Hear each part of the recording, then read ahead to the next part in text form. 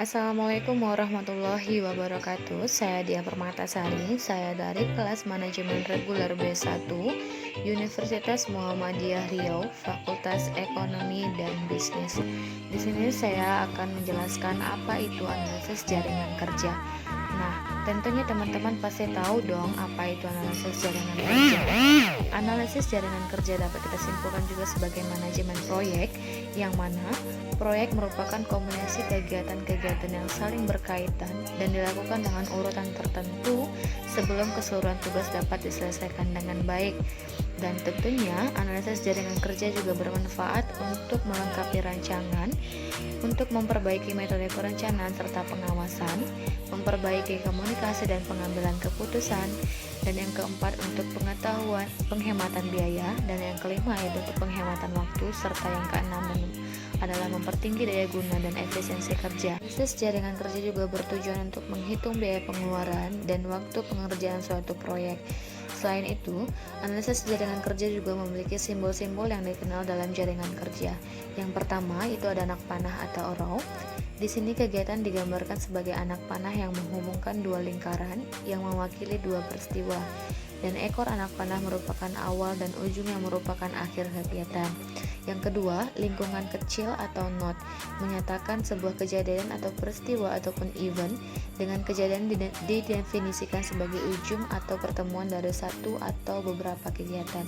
Dan yang ketiga, anak panah terputus-putus menyatakan kegiatan semu ataupun demi.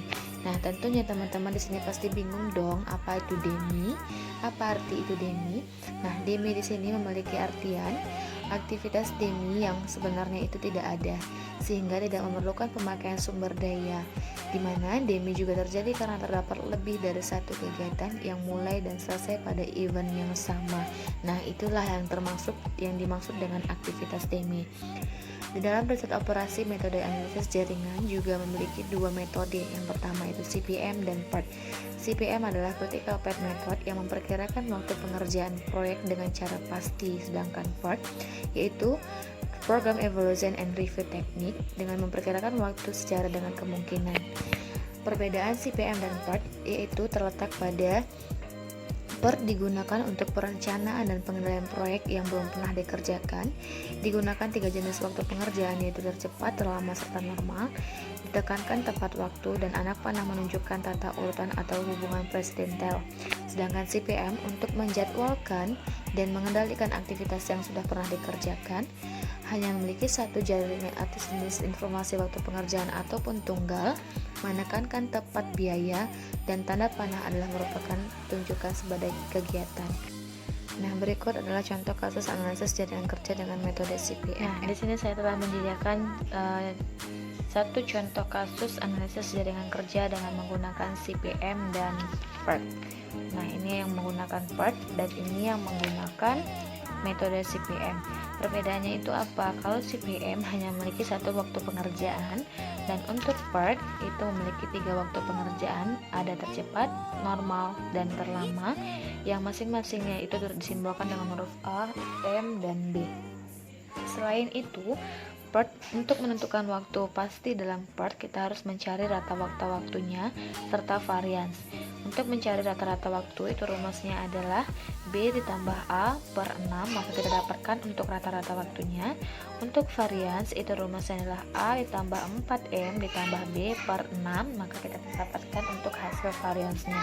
Untuk pertama kali, maka kita harus membuat analisis jaringan kerja dengan metode CPM terlebih dahulu. Mari kita perhatikan. Pada aktivitas A, B, dan C tidak memiliki pendahulu dengan waktu pengerjaannya itu adalah 2, 5, dan 4. Pada aktivitas D memiliki pendahulunya itu B, yang artinya aktivitas D tidak dapat dijalankan apabila aktivitas B belum selesai. Begitu juga dengan aktivitas E. Namun, kita juga harus perhatikan bahwa aktivitas D apakah menjadi pendahulu juga pada aktivitas yang lain. Nah, di sini kita dapat perhatikan bahwa aktivitas D juga menjadi pendahulu pada aktivitas H. Yang bisa kita simpulkan bahwa aktivitas D dan H harus berlabuh pada satu jaringan yang sama, yaitu pada satu lingkaran yang sama dengan pendahulunya itu adalah B. Begitu juga dengan pendahulu yang memiliki aktivitas yang memiliki 3 pendahulu. Untuk tidak mempersulitnya atau lebih tidak membingungkan, maka kita buat dengan contoh analisis jaringan kerjanya secara langsung. Untuk yang pertama, kita mulai dengan aktivitas A, B, dan C. Karena tidak memiliki pendahulu, kita tinggal buat saja lingkarannya. Yang pertama, anak panahnya bebas, kita mau buat sepanjang apa juga tidak masalah. Ini adalah aktivitas A dengan total waktu pengerjaannya itu adalah 2 minggu. Aktivitas B dengan waktu pengerjaannya itu tadi adalah 5. Dan yang ketiga,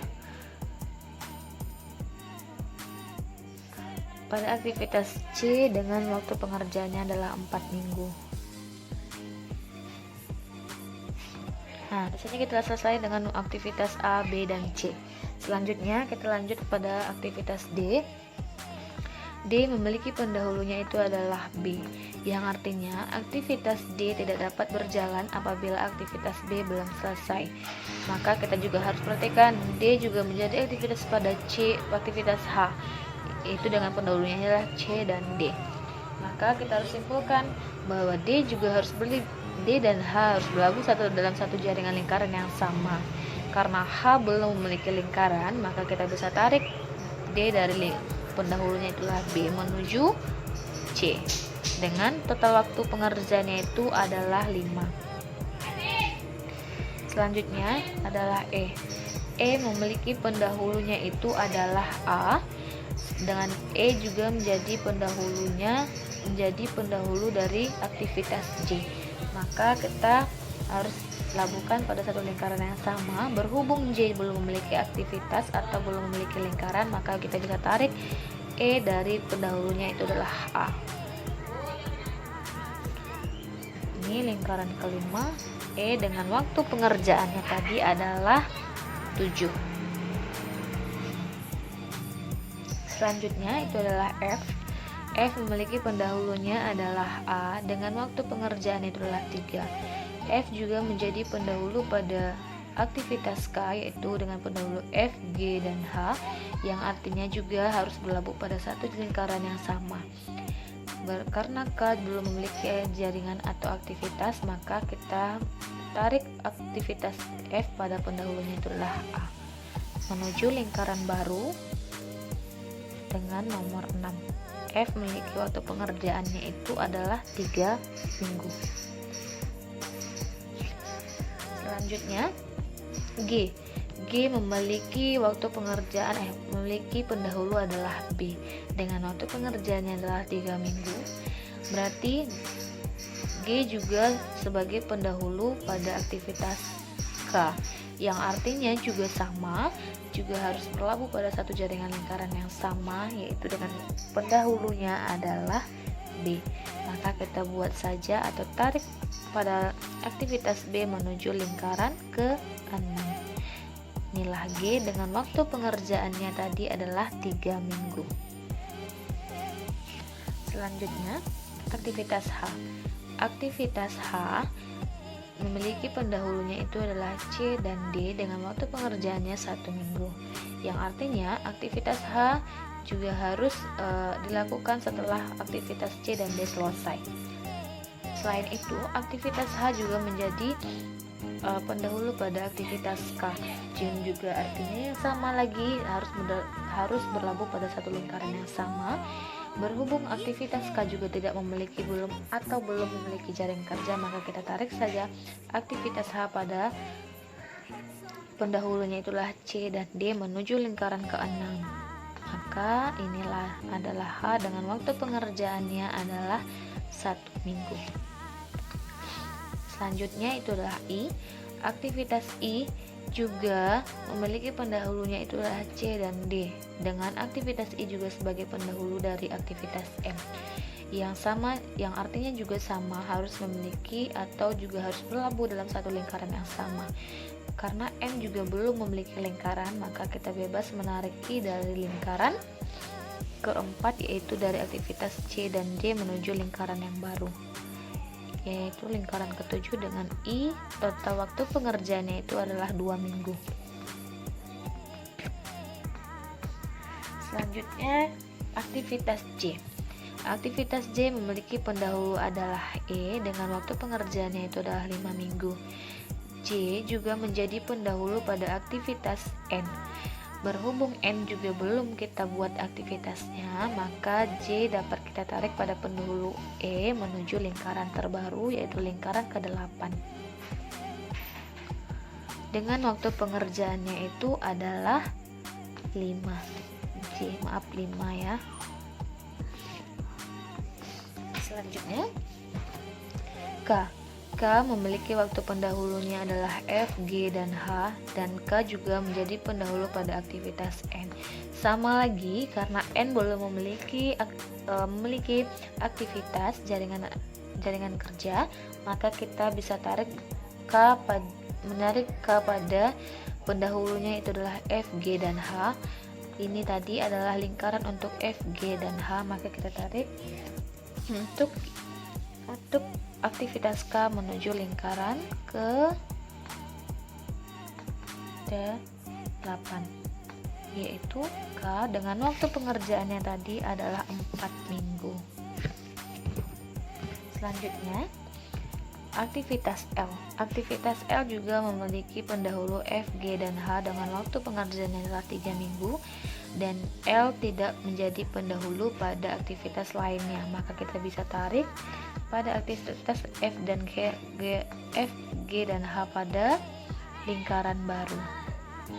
Dengan lingkaran nomor 9 itu adalah L dengan waktu pengerjaannya itu tadi adalah 3 minggu. Selanjutnya aktivitas M memiliki pendahulu pada aktivitas I, dan M bukan menjadi aktivitas pendahulu pada aktivitas yang lainnya, maka kita bisa tarik ini pada lingkaran I, pada jaringan I menuju lingkaran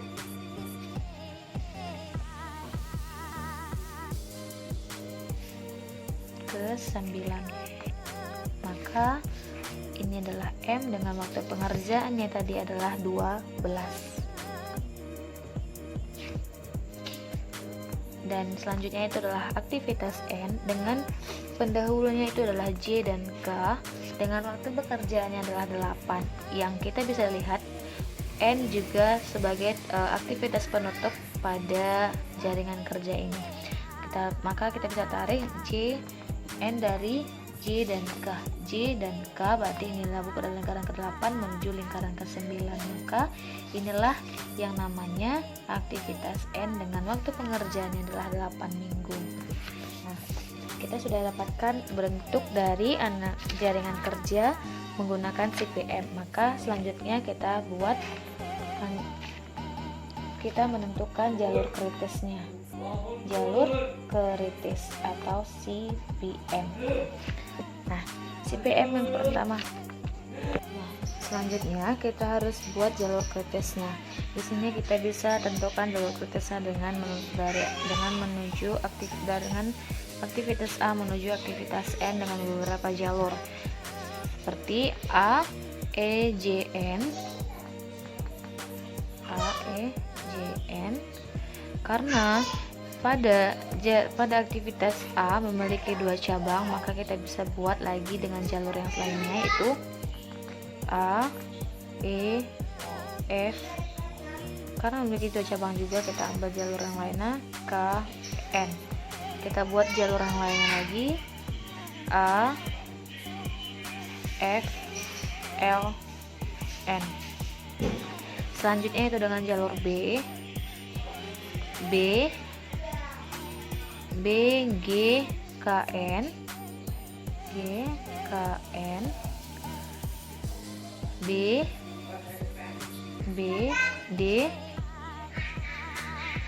D, H, L, N. BD, D, M, N. Dan yang terakhir itu adalah jalur C, I, M, N. Atau kita bisa juga dengan buat dua jalur juga, C, H, L, N. Maka kita bisa masukkan nilainya. Untuk nilai A itu adalah 2 ditambah E 7, J nya adalah 5, N nya adalah 8. A memiliki nilai 2 dan E adalah 7, F memiliki nilai 3 dan N adalah 8. A adalah 2, F nya adalah 3, L nya adalah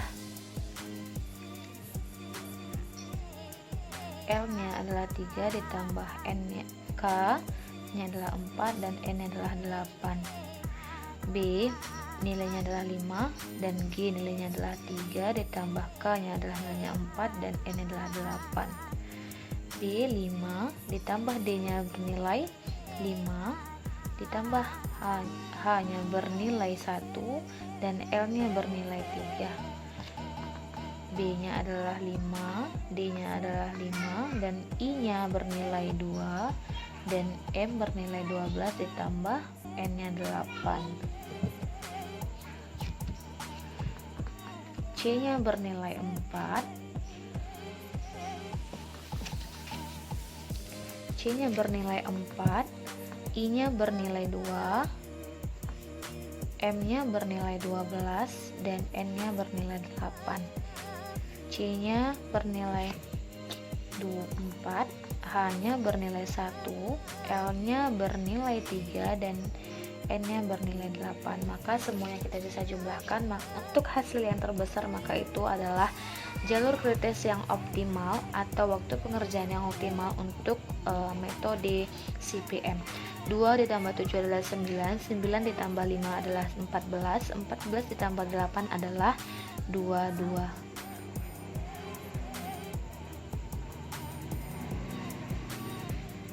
22. 2 ditambah 7 adalah 9, 9 ditambah 3 adalah 12, 12 ditambah 8 adalah 20. 2 ditambah 3 adalah 5, 5 ditambah 8 adalah 5 ditambah 3 adalah 8, 8 ditambah 4 adalah 12, 12 ditambah 8 adalah 20. 5 ditambah 3 adalah 8, 8 ditambah 4 adalah 12, 12 ditambah 8 adalah 20. 5 ditambah 5 adalah 10, tambah 1 adalah 11, tambah 3 adalah 14. 5 tambah 5 adalah 10, ditambah 2 adalah 12, ditambah 12 adalah 24, 24 ditambah 8 adalah 32. 4 ditambah 2 adalah 6, 6 ditambah 12 adalah 18, 18 ditambah 8 adalah 26. 4 ditambah 1 adalah 5, 5 ditambah 3 adalah 8, 8 tambah 8 adalah 16. Maka sudah kita dapatkan bahwa jalur yang paling efektif adalah pada B, D, H, B, D, I, M, N. Karena dengan waktu pengerjaan optimalnya itu adalah 32, maka waktu pengerjaan optimal pada proyek metode CPM di atas adalah 32 hari dengan jalur kritis B, D, I, M, N. Nah, itu tadilah contoh kasus dalam metode CPM.